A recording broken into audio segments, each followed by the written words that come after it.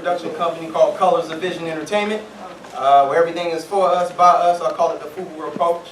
You know, I was trained, I was a victim of white supremacy. I was trained by them. That doesn't mean I can't take their skills with my innate African ability, apply with that and take it back on them and bring us back up to our throne where we belong. So recently, for the past 2 years, we've been doing a play called The Expulsion of Malcolm X. That queen right there has been playing Sister Betty.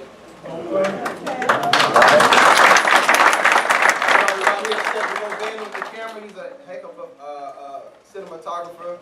You name it, he can claim it. He can do it. You can go on YouTube and type in The Expulsion of Malcolm X. You can write it down, The Expulsion of Malcolm X, and you see some of the things we've done. We're doing it in San Francisco, doing it in Oakland, just did it at Laney College, and now we're working on taking it to Harlem to the National Black Theater. We're working on taking it to the National Black Theater Festival in Winston-Salem, North Carolina, and we're just trying to keep the movement going. So again, I've been playing Malcolm X, and I'm going to give you a piece from The Expulsion of Malcolm X. So if you give me a second, I'll get into character.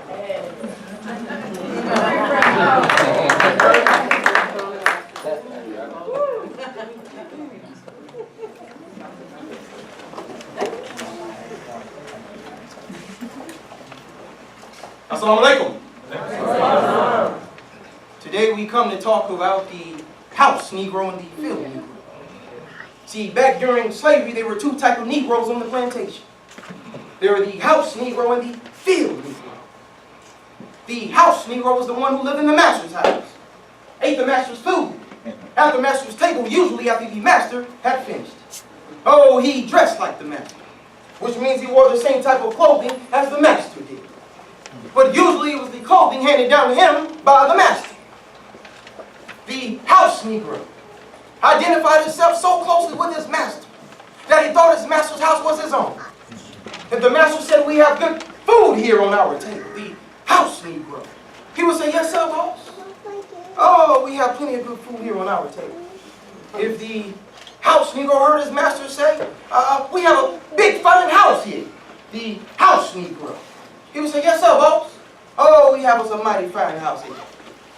He also identified himself so closely with his master that when his master said, he said.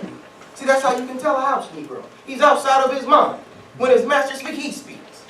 Now this same house Negro identified himself so closely with his master that when his master was sick, he would say, "What's the matter, boy? Is we sick?" We sick. See, this is the thinking of the house Negro. And if his master's house caught on fire, that old house Negro would fight 3 times harder to put the flames out than his own master would. Now, also on that same plantation was the field Negro. I'm a field Negro. Now see, they were in the masses. They were in the majority. See, the field Negro, he was the one who really caught hell. He lived in a small shack with several others. He ate the worst food and wore the filthiest of clothes. And he was dissatisfied and oppressed. He felt the brunt of the master's hand and the lash of the master's whip. And he hated the master. I said he hated his master. He was intelligent.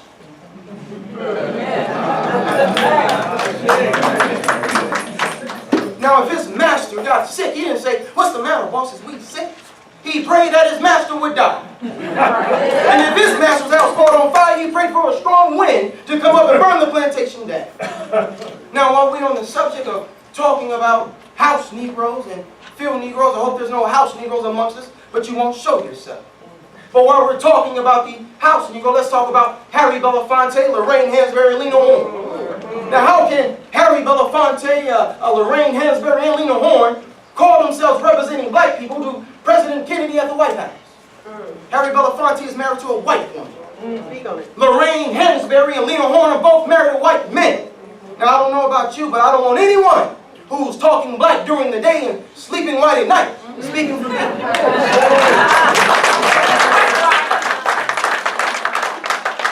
Men who are proud of being black marry black women. And women who are proud of being black marry black men. How in Allah's name can a black man reject his own color to marry a white woman? And he has the audacity to say he's proud of being black. Assalamu alaikum.